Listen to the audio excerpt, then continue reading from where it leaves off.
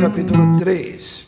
Meus irmãos, não sejam muitos de vocês mestres, pois vocês sabem que nós, os que ensinamos, seremos julgados com muito rigor.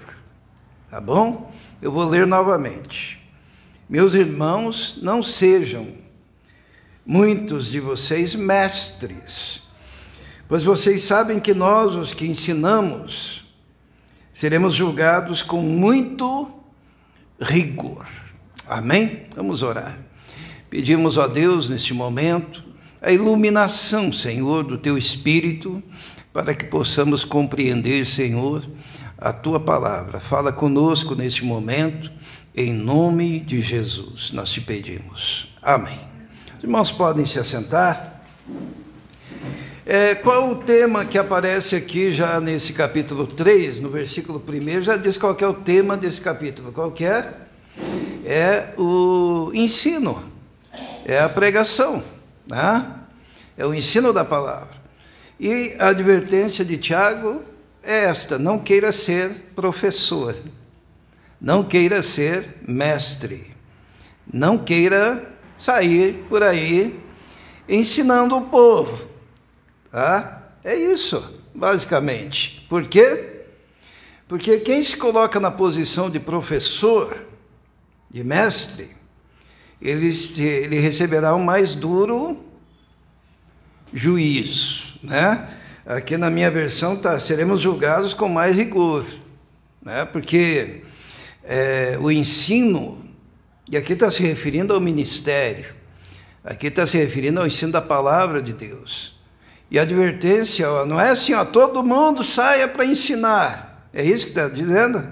Não, está dizendo assim: não queiram ser mestres. Por quê? Por causa da responsabilidade. Por causa da responsabilidade, que é muito grande, né? Então, a semana passada, nós falamos sobre o rapto. Lembra lá de Jeroboão, né? Jeroboão, ele raptou os símbolos da religião de Israel, quando o reino foi dividido.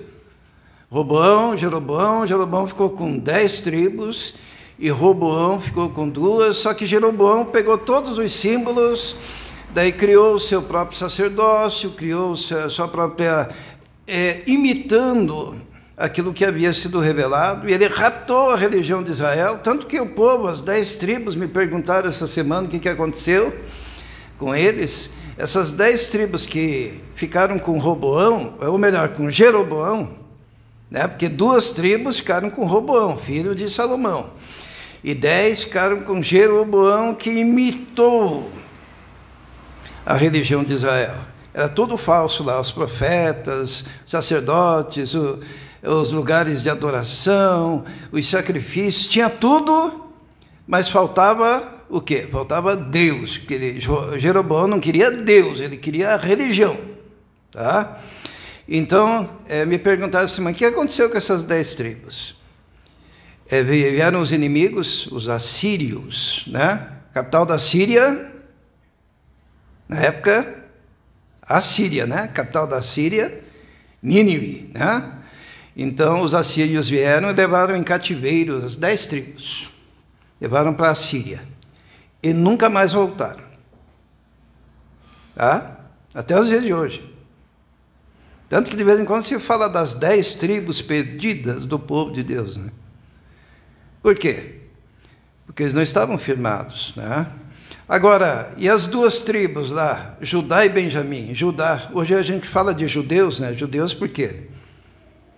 Porque são da tribo de Judá. Porque a tribo de Israel sumiu. Entenderam? Então, as 2 tribos também foram levadas para cativeiro. Foram levadas para onde? Para a Babilônia. E, depois de 70 anos, retornaram. E são 2 tribos, né, os judeus, né, que nunca desapareceram. Por quê? Porque mesmo quando, Mesmo quando, no ano 70 depois de Cristo, Tito o Grande conquistou Jerusalém, destruiu o templo, expulsou os judeus, e eles foram dispersos por todos os países no ano 70. Eles não desapareceram, eles foram para tudo quanto é lado do mundo, e só retornaram para sua terra em que ano? 1948, depois do evento daquela época da Segunda Guerra Mundial, que os judeus foram massacrados, né, e que daí surgiu a ONU, e surgiu a permissão para a reconstrução e o retorno do povo para sua terra, e daí os judeus que estavam espalhados há mais de 1000 anos pelo mundo, puderam voltar, e a nação de Israel hoje, moderna, tem quantos anos? Mais ou menos 70 anos. Mas é um povo que não desapareceu, porque tinha a graça de Deus, mantiveram a sua cultura, mantiveram o seu idioma, mantiveram o seu culto, mesmo espalhado entre as nações. E espalhados entre as nações, Deus os abençoou. Porque hoje em dia você vai perguntar aí, aquela grande empresa pertence a alguém, daí você vai ver o sobrenome, o que é? É judeu.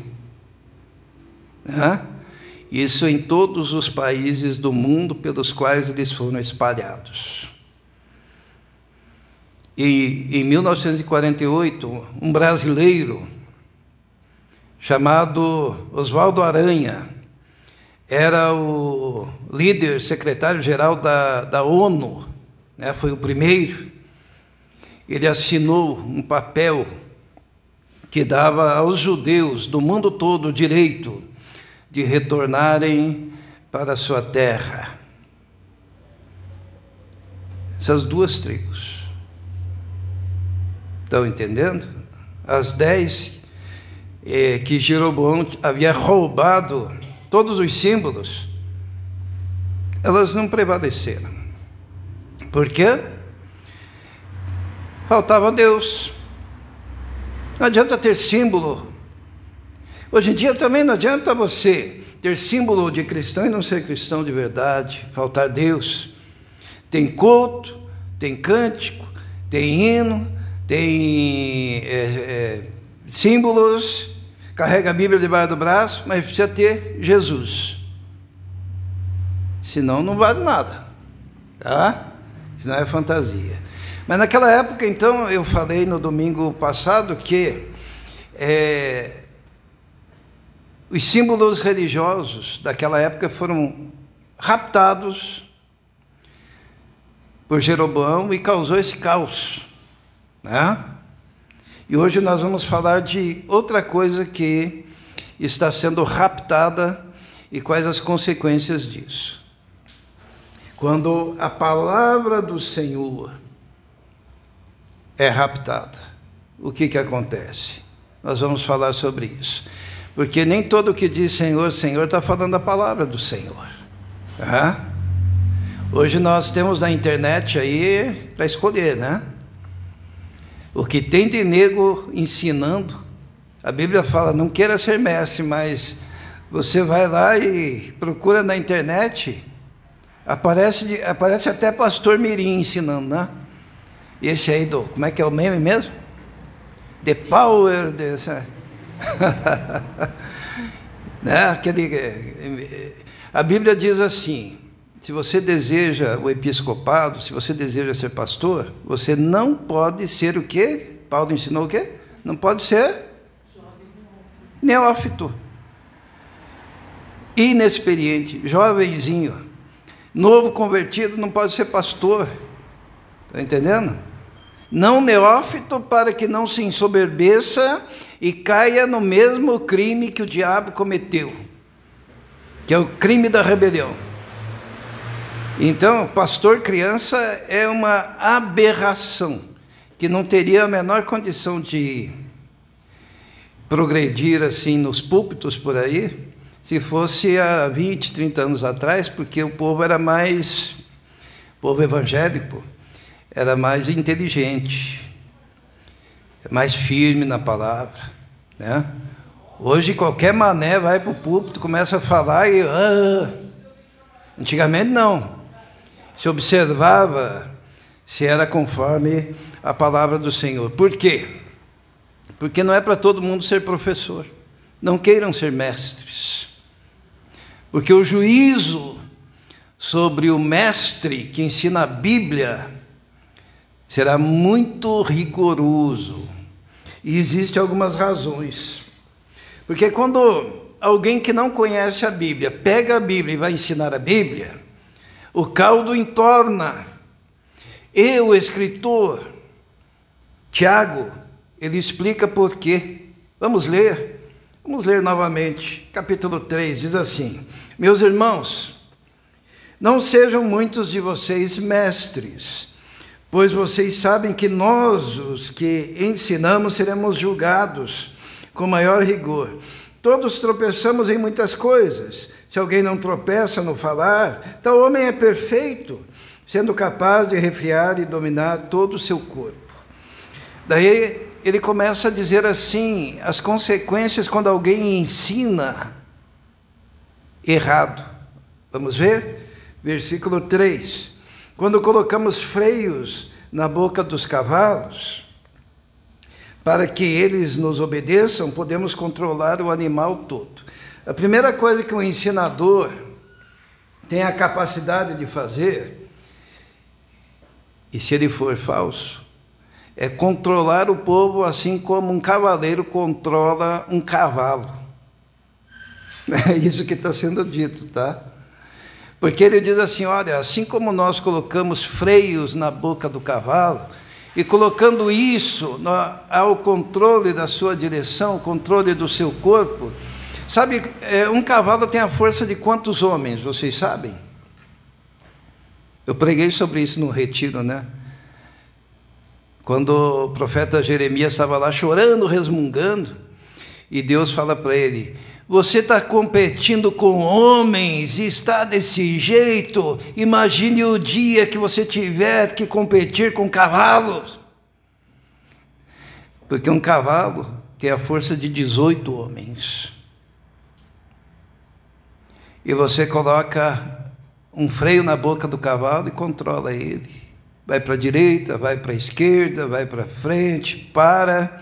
E assim é o falso ensinador, quando coloca freio na boca de um bando. Eu vou usar a palavra cavalo, porque eu ia usar uma pior, tá? E daí, através do seu ensinamento, ele vai conduzindo aquelas pessoas, direcionando. E as pessoas vão para o abismo. Mas esse cara que ensina, ele não sabe o que aguarda ele. Porque o juízo de Deus sobre quem ensina e leva o povo ao erro será muito grande. Mas continua, diz assim, ó, versículo 4. Tomem também como exemplo os navios, embora sejam tão grandes e impelidos por fortes ventos, são dirigidos por um leme muito pequeno, conforme a vontade do piloto. O segundo ponto que Tiago diz sobre o ensino é que o ensinador é aquele que consegue, é a semelhança de um leme de um navio. Tão grande o navio e tão pesado, mas aquele pequeno leme desvia a rota da vida de um indivíduo. Eu fui atender uma pessoa que morava aqui na frente, tá? Ela ia na Bola de Neve, na época daquele escândalo danado, e tinha uma menina ali, frustrada. Sabe por quê? Porque um falso mestre disse para ela, não namore esse cara. Ela tem que pedir permissão para o pastor, né? Namore aquele. E ela passou o resto, até agora, da vida dela, desanimada e triste, porque o rapaz tomou outro rumo na vida, namorou, casou, e ela frustrada até os dias de hoje, porque ela não sabe como seria se ela tivesse iniciado um namoro com aquele rapaz. Então, uma palavra de um homem desviou o curso da vida de uma pessoa, assim como o pequeno leme de uma embarcação desvia a rota do navio. A responsabilidade de quem ensina. Os irmãos estão vendo? Às vezes eu fico muito irritado às vezes eu sou obrigado a ouvir algumas coisas e me dá indignação mesmo, indignação. Por quê? Porque esses indivíduos são falsos mestres e causam grande estrago, grande. O terceiro acontecimento para aquele que ensina, versículo 5 diz assim, ó: semelhantemente a língua é um pequeno órgão do corpo que se vangloria de grandes coisas. Veja como um grande bosque incendiado por uma simples fagulha. Assim também a língua é fogo, é um mundo de iniquidade, colocado entre os membros do nosso corpo, contamina a pessoa por inteiro, incendeia o curso da vida, sendo ela mesma incendiada pelo inferno. Olha a responsabilidade. A língua é como fogo. E olha, uma fagulha é capaz de fazer um incêndio ou não? Às vezes o cara está andando lá no meio do mato, está fumando lá seu cigarrinho, né? E daí pega e faz o quê? Faz assim, ó, joga. E começa um fogo. O cigarro, no caso desse indivíduo, é uma fagulha, é pouquinha coisa. Mas o incêndio, assim é a palavra. E essa palavra é incendiada desses falsos mestres, aonde? O fogo é um fogo que procede do inferno. É o que diz ali no final do versículo 6. Olha o perigo. Na década de 70, um cara chamado, como é que é o nome dele? Jim Jones. Todo mundo já ouviu falar do Jim Jones? Até o Chico Anísio fez um personagem, Tim Tones, né, para imitar o Jim Jones. Jim Jones era um pastor. Era um pastor que começou a pregar. E daí o que aconteceu? O povo começou a ir atrás dele. Ele disse, ó, nós vamos fazer uma cidade só de crente. Vai ser uma bênção. Imagina uma cidade só de crente, hein? Daí, no meio do mato lá. E aquele cara, só para resumir a história, quem quiser saber bem essa história, é só procurar na internet, tem muitos documentários sobre esse fato, mas está no livro de recordes mundiais. Ele levou ao suicídio mais de 900 pessoas, pregando.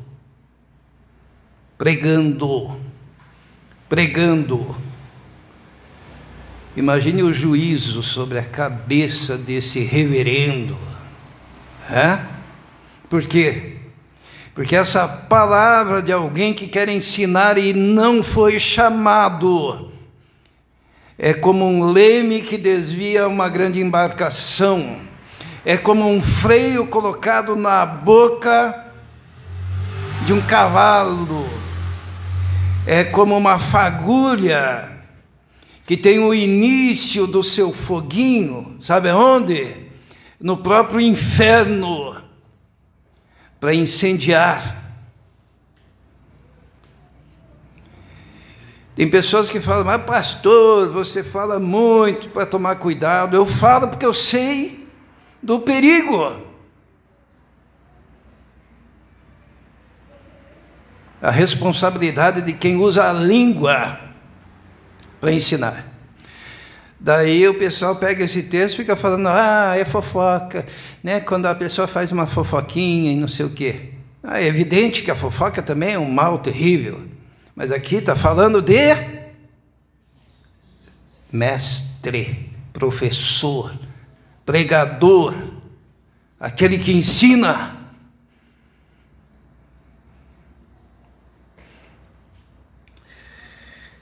Versículo 8, olha o que diz.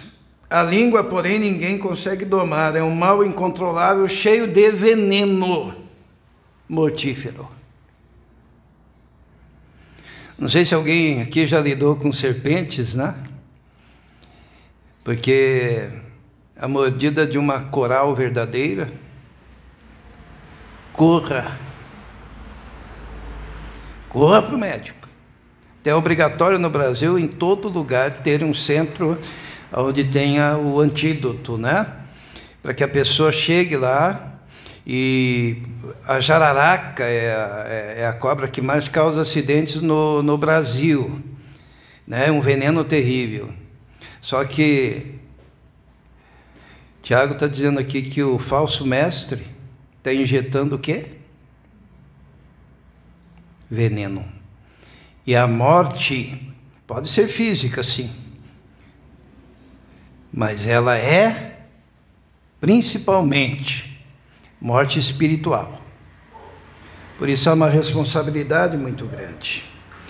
Hoje, no contexto atual que nós vivemos no Brasil, a palavra foi raptada, mas raptada de uma forma terrível, porque tem ensinador de tudo quanto é tipo, e eu que sou pesquisador. Quando eu falo que eu sou pesquisador, eu não estou falando assim, eu gosto de pesquisar. Quando eu falo que eu sou pesquisador, eu estou falando que eu tenho graduação reconhecida pelo Estado brasileiro como pesquisador. E quando a gente pesquisa, a gente vê na área teológica tantos absurdos. Sabe, eu sempre falo aqui do Himeneu, né? Irmão, você lembra do Himeneu, aquele falso profeta que confrontou o apóstolo Paulo e tal? Himeneu, o nome dele já indicava o que ele pregava. Sobre o que ele pregava, o Himeneu? Casamento, né? Casamento. E eu estou muito surpreso, porque os himeneus se levantaram agora, mas o que tem de nego falando de casamento, e esquece da mensagem da cruz, esquece da graça, esquece dos livros da Bíblia, numa imbecilidade quase que doentia. E aquela velharada tirando fotografia no Herberto de Coração, não sei se vocês já viram isso, nas igrejas por aí. Velho velha vestida de noiva, e velho com terno e gravata, voltando, sabe, umas coisas ridículas, por causa que estão ouvindo o quê? O Himeneu. E daí eles começam a falar de divórcio.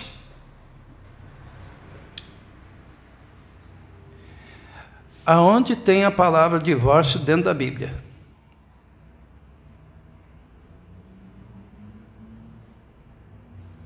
Tem? Será que um conceito recente está na Bíblia? É a mesma coisa que eu falar o dia que Jesus pegou um helicóptero e foi até a Galileia. Por que isso é falso? Porque no tempo de Jesus não tinha helicóptero. Tá? Isso na literatura é chamado de anacronismo, né? Quando você pega uma ideia de hoje e coloca num texto de 1000 anos atrás, no caso de Jesus, de 2000 anos atrás, né? Porque a palavra na Bíblia, quando fala do divórcio, por exemplo, quando eu era adolescente e ia pregar sobre isso na escola dominical, não existia divórcio no Brasil, sabe? E na Bíblia, se vocês pegarem uma Bíblia de 1900, daquela época lá, 1970, uma versão antiga, sabe como é que está lá? Jesus ensina sobre o... Nossa, eu sou velho, né? Sobre o desquite. Vocês lembram o que é desquite? Lembra, né, dona Margarida?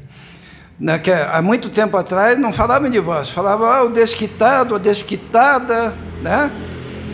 Não é isso? Então essa palavra era usada até a época que o Brasil aprovou a lei do divórcio. Daí as novas versões da Bíblia, aparece lá a palavra divórcio, certo? Até tem lá em Malaquias, Deus odeia o divórcio. A palavra nem existia naquela época. Sabe qual que é a palavra verdadeira? Muita gente vai descobrir que está pecando, tá? A palavra verdadeira na Bíblia é repúdio. Deus odeia o quê? O repúdio. Irmão, sabe o que é repúdio? Sabe quando você não suporta uma pessoa? Quando você tem ânsia só de olhar na cara? Sabe quando você entra pela porta da sala e a pessoa sai pela porta da cozinha? Sabe o que é isso? É repúdio. É de onde vem a palavra repugnância. No Antigo Testamento, o marido repudiava a sua mulher em que sentido? Ele olhava para ela e dizia, está feia. O nariz dela é torto, nunca observei isso. E daí ele começava a repudiá-la. Como? Dentro de casa. Ele não a procurava para a sua intimidade. Tá? Por quê? Porque tinha nojo dela. Ele não suportava olhar para a cara dela, porque ele achava ela feia. Tá? Daí o que Deus mandou Moisés dizer?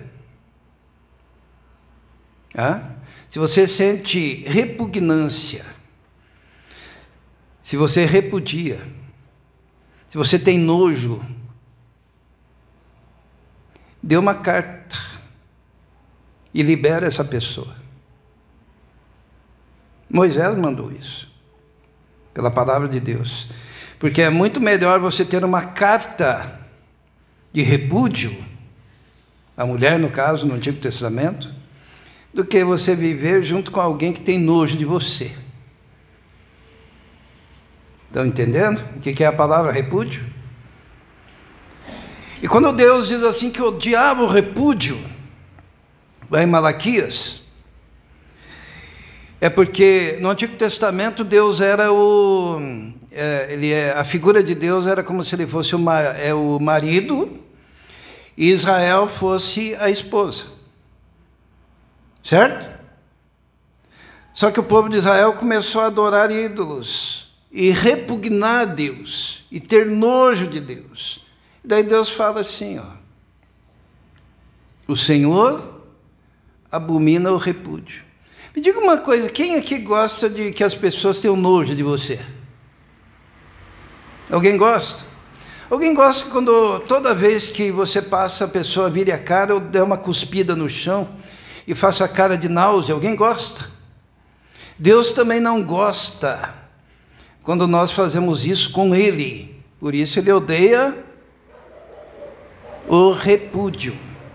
Trocaram a palavrinha para divórcio e tem muita gente que pirou no cabeção, né?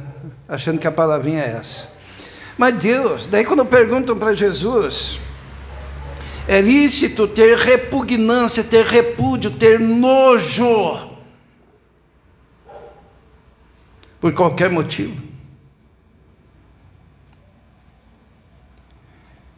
Aí Jesus respondeu, por qualquer motivo não, só em caso de hiponeia, tá? Só em caso de adultério. Porque daí o cara fica, né? Mesmo assim é para perdoar. Mas ali Jesus abre uma cláusula. Mas tem muita gente ensinando aí, lendo a Bíblia como analfabeto. sem conhecer, e dando curso de himeneu para tudo quanto é lado, e chovendo isso. Semana passada eu falei daqueles que para virar homem tem que ir para o monte, né? Foi para o monte, daí quando volta virou homem. E daí eu descobri que o preço não é 1.500, não, 1.500 para solteiros. Tá? Que nunca se casaram, mas para quem está no outro nível, daí o preço é maior e vai até 82 mil reais. Tá? Então isso é roubo descarado de quem? De quem quer ser mestre. Estão entendendo? Irmãos, entenderam a palavra repúdio. Significa o quê? O que Jesus estava falando ali? Que o melhor é não repudiar, que devemos amar, mas esse amor deve ser com acolhimento. E serve para os dois lados. Tanto para o homem, quanto para a mulher. Só um exemplo do que está acontecendo hoje em dia. Mas o que acontece quando a palavra de Deus é raptada por esses indivíduos? A primeira coisa que acontece, eu queria que os irmãos gravassem, é que se levanta uma geração que não conhece o Senhor da palavra. Sabe? Porque você pode passar a vida inteira falando a palavra e lendo a palavra sem nunca entender a palavra, porque para entender a palavra você depende da ação do Espírito Santo, da sabedoria que vem de Deus. E você pode ter uma geração inteira que vive em torno de igreja, de culto, de louvor, de lei, ouvir, um monte de besteira, sem nunca chegar a conhecer a palavra de Deus.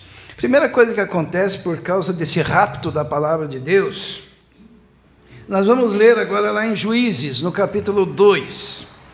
Juízes, no capítulo 2. Primeira coisa que acontece é que se levanta uma geração que não conhece o Senhor. Olha o que diz o versículo 10 do capítulo 2 de Juízes. Diz assim, vamos começar no versículo 8, tá? Versículo 8. Josué, filho de Num, servo do Senhor, morreu com a idade de 110 anos. Foi sepultado na terra da sua herança, em Timnat-Heres, nos montes de Efraim, ao norte do Monte Gás. Depois que toda aquela geração foi reunida aos seus antepassados, morreram, tá? Isso é uma metáfora, foi reunida aos seus antepassados, é que morreu toda aquela geração. Surgiu uma nova geração que não conhecia o Senhor e o que ele havia feito por Israel. Então, os israelitas fizeram o que o Senhor reprova e prestaram culto aos Baales. Quando a palavra de Deus é raptada, se levanta uma geração que não conhece a Deus e nem os seus feitos. Que tristeza, né? Uma geração inteira que não conhece a Deus. E foi depois que morreu o Josué com 110 anos, né?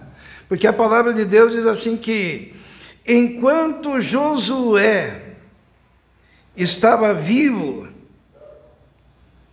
o povo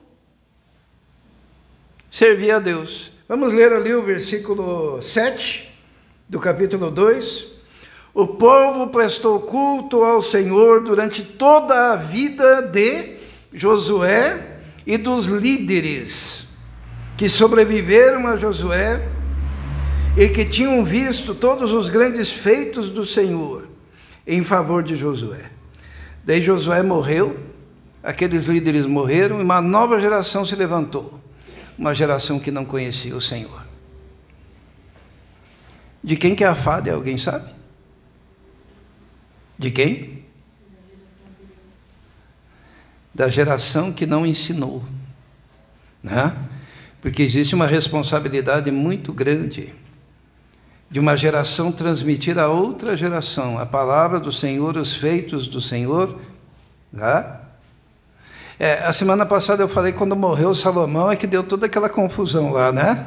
Que o reino se dividiu, né? O filho dele foi consultar os jovens. E aqui nesse caso morreu o Josué e aqueles líderes que haviam acompanhado os milagres de Deus. E se levanta uma geração de um bando de frouxo, tá? De um bando de chorões. Olha o que diz o capítulo 3. Vamos ler?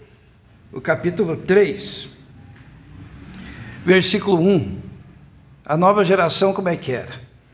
São estas as nações que o Senhor deixou para pôr à prova todos os israelitas que não tinham visto nenhuma das guerras em Canaã. Fez isso apenas para treinar na guerra os descendentes dos israelitas, pois não tinham tido experiência anterior de combate. Deixa eu explicar isso. A geração anterior tinha lutado, a geração tinha conquistado a terra, tinha visto Deus fazer milagres, né? Lembram? Conquista de Jericó, conquista lá das terras. A geração anterior viu a mão de Deus. Daí se levantou uma nova geração que não tinham visto nada. Daí Deus mandou até um anjo. Deus mandou um anjo, sabe para dizer o quê? Esse anjo é o anjo do Senhor, né? Então, há alguma possibilidade de não ser um anjo, de ser o próprio Senhor. A palavra anjo significa mensageiro, né? Então, sabe o que esse anjo falou? Falou assim: ah, é? Vocês não me obedeceram, né? Eu vou deixar aí um povo que vão servir para vocês de armadilha, tá? E serão adversários. Sabe para quê? Para que vocês possam aprender. Vamos ver a mensagem do anjo? Está no capítulo 2, versículo 1, diz assim, ó. Todo mundo encontrou? Capítulo 2, versículo 1. O anjo do Senhor subiu de Gilgal a Boquim e disse: tirei vocês do Egito e os trouxe para a terra que prometi com juramento dar aos seus antepassados. Eu disse: jamais quebrarei a minha aliança com vocês, e vocês não farão acordo, aliança com o povo desta terra, mas demolirão os seus altares. Porque vocês não me obedeceram. Portanto, agora lhes digo que não os expulsarei da presença de vocês. Eles serão seus adversários, e os deuses deles serão uma armadilha para vocês. Isto é, os pais não transmitiram a palavra.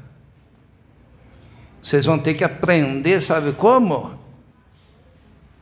Enfrentando adversários e desviando dos falsos deuses e profetas no meio do povo.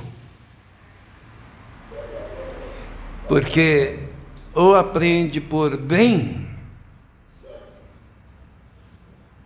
ou aprende por mal. Estão entendendo? Por isso há uma responsabilidade muito grande aqui para quem tem filhos, né? Vamos a Deuteronômio capítulo 6, olha qual que era a ordem do Senhor. Deus faz tudo certinho, né? A ordem do Senhor, Deuteronômio capítulo 6, no versículo 4, vamos ler. Todo mundo encontrou Deuteronômio? É só voltar um pouquinho E daí você já encontra Deuteronômio, capítulo 6, versículo 4. Deus dá uma ordem, diz assim. A Bia vai gostar disso aí, porque ela vai lembrar dos cânticos que ela cantava. Diz assim, ó. Ouça, ó Israel, o Senhor, o nosso Deus, é o único Senhor. Ame o Senhor, o seu Deus, de todo o teu coração, de toda a tua alma, de todas as suas forças. E todas estas palavras que hoje eu ordeno estejam no teu coração. Agora gravem essa parte. Ensine-as com persistência aos seus filhos. Converse sobre elas quando estiver sentado em casa, quando estiver andando pelo caminho, quando se deitar, quando se levantar. Amarre-as como sinal nos braços e prendas na testa. Escreva-as nos batentes das portas da sua casa e em seus portões. A responsabilidade para com a próxima geração é ensinar de todas as maneiras, ensinar pelo exemplo, falar sobre a palavra de Deus quando estiver caminhando pelo caminho, né? A gente sempre faz isso com as crianças. Minhas crianças agora estão grandes, né? Mas quando eram pequenas, era falar a palavra no caminho, indo para a escola, voltando da escola. Hoje em dia, o Israel até fica bravo comigo, que eu pergunto como é que foi lá a faculdade, Israel. Daí ele conta, daí eu digo, tal, o que você achou, o que você aprendeu? O que você acha? Está certo o que o professor ensinou? Está errado o que o professor ensinou? Daí ele fala alguma coisa, daí eu digo, espera um pouquinho aí. Eu subo lá em cima na minha biblioteca, pego um livro e entrego na mão dele, ele abre o livro e lê lá. O ano que eu comprei o livro, né, o que eu li o livro em 1980 e não sei quanto. É um livro antigo, que graças a Deus minha memória é boa, eu lembro, esse assunto tem naquele livro. Não é isso? Já leu tudo? Tem uma fila.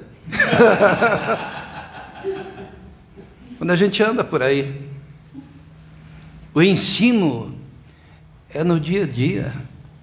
Eu nunca esqueço um dia que eu estava com todos os filhos no carro, indo para a casa da minha mãe, e eu falei para eles o seguinte, eu falei, filhos, lembre-se de duas coisas, sejam dizimistas, tá? Eles não estavam trabalhando nessa época, sejam dizimistas fiéis, porque isso honra a Deus.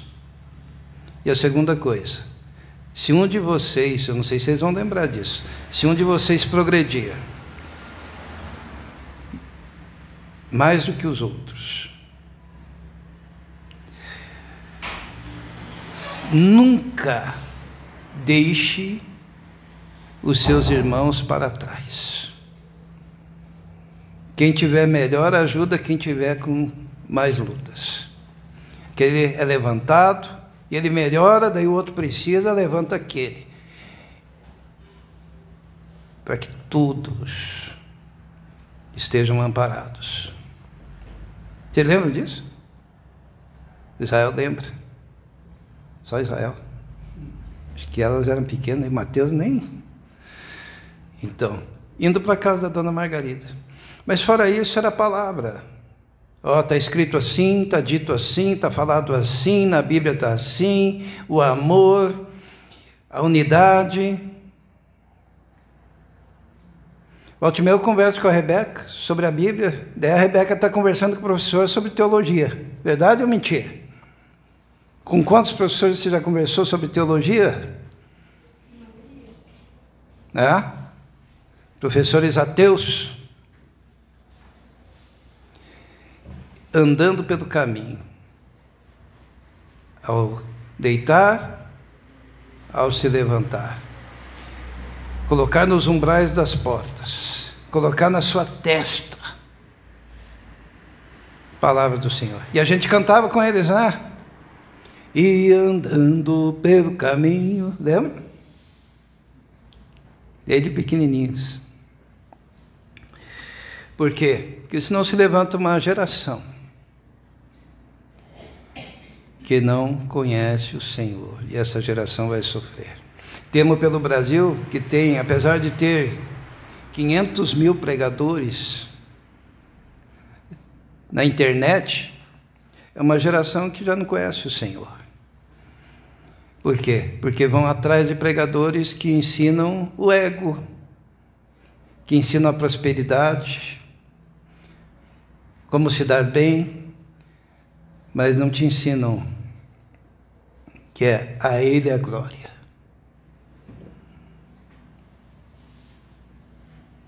Independente das circunstâncias.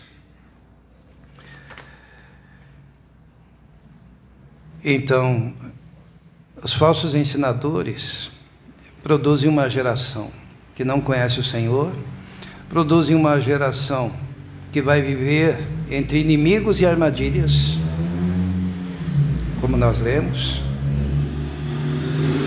E esse ciclo só é interrompido pela misericórdia de Deus. Quem foi o último juiz? Porque a gente está no livro de Juízes, né? Quem foi o último juiz? Samuel. Porque Deus, Ele disse, já que vocês não conhecem o Senhor, é assim, vocês vão ficar nesse círculo vicioso direto. Sabe como é que é o círculo vicioso? Está aqui escrito no livro de Juízes. O povo sofre porque está no meio de armadilhas e de falsos deuses.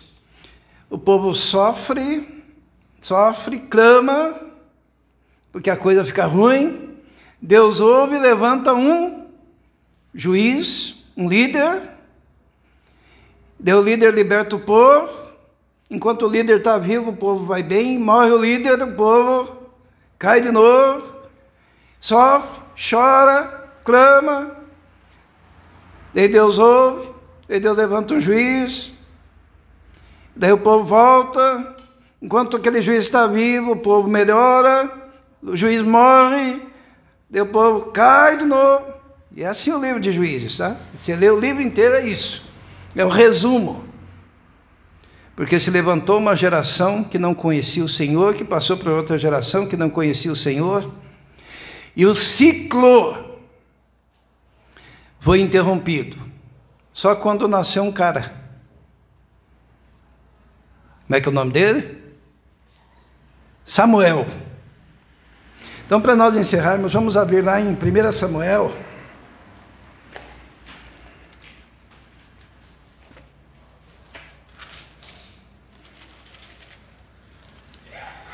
No capítulo 3. 1 Samuel, capítulo 3. Assim como teve que nascer Samuel, para que o ciclo de desgraça fosse cortado, assim precisa nascer uma igreja, ou igrejas. Graças a Deus temos diversas igrejas que são fiéis, né? Mas são minoria. Samuel capítulo 3, versículo 1 diz assim: o menino Samuel ministrava perante o Senhor sob a direção de Eli. Naqueles dias, raramente o Senhor falava, e as visões não eram frequentes. Quando nasceu Samuel, a palavra era rara, palavra de Deus, e as visões de Deus não eram frequentes. Sabe, um período da história negro. Tinha templo, tinha religião, tinha sacrifício, tinha Eli, né? Era corrupto. Ofni e Finéias, filhos de Eli, eram corruptos. Eles pegavam a mulherada dentro do templo, ou dentro do tabernáculo. Eles roubavam as ofertas do altar, os filhos de Eli. E Eli não fazia nada, e um profeta chegou para Eli e falou assim: a sua família inteira será destruída, porque você honra os seus filhos mais do que a mim, diz o Senhor. Já pensou? Porque ele permitia que tudo isso acontecesse.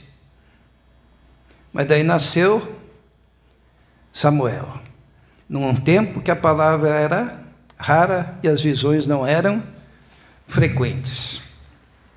Mas daí, o que aconteceu? Versículo 19, vamos ler? Diz assim: enquanto Samuel crescia, o Senhor estava com ele e fazia com que todas as suas palavras se cumprissem.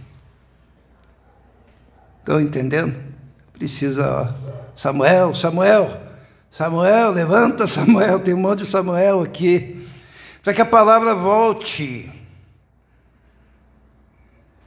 Olha o que diz lá o versículo 21, vamos ler? Diz assim: o Senhor continuou aparecendo em Siló. Siló era o lugar de adoração, tá? Onde havia se revelado a Samuel por meio da sua palavra. E no capítulo 4, versículo 1, diz o quê? E a palavra de Samuel espalhou-se por todo Israel. Estão entendendo? Quebrou aquele ciclo que começou quando uma geração se levantou, que não conhecia o Senhor. E daí um ciclo vicioso em diversas gerações, até chegar no último juiz, Samuel, que é conhecido como o último juiz e primeiro profeta clássico, né? Samuel. Deus, Ele está ávido para que a palavra de Deus, a sua palavra, volte a ser ensinada. Mas isso não significa que é para se levantar um bando de gente falando besteira. Qual foi o primeiro versículo que nós lemos? Em Tiago 3:1, meus irmãos, não sejam muitos de vocês mestres, porque vocês sabem que seremos julgados com maior rigor. Não é fácil sair dali e vir até aqui falar. Eu considero abominável aqueles pregadores. Agora tem um pregador famoso aí que todo mundo gosta, né? É o risadinha, o piadinha. Não vou dizer nem o nome dele, que depois a Marilda vai ter que cortar, porque eu não deixo nomes, né? Mas é um que conta piada, né? Fica, piadinha, além da mensagem dele ser a mensagem de Himeneu, né? Ele fala de casamento. Com orgulho ele diz: minha mulher me traiu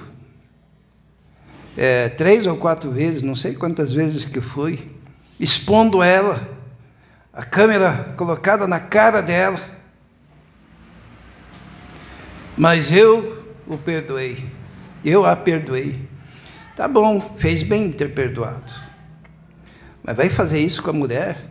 Só para ganhar like na internet? E ainda colocar o título da mensagem: o pastor chifrudo que salvou o seu casamento? Isso é coisa de Himeneu, é coisa de gente baixa. Púlpito não é lugar para contar piada. E pode até brincar, mas não pode ser o centro da coisa. E ninguém deve vir tendo a dúvida se está num culto ou se está numa sessão de stand-by comedy.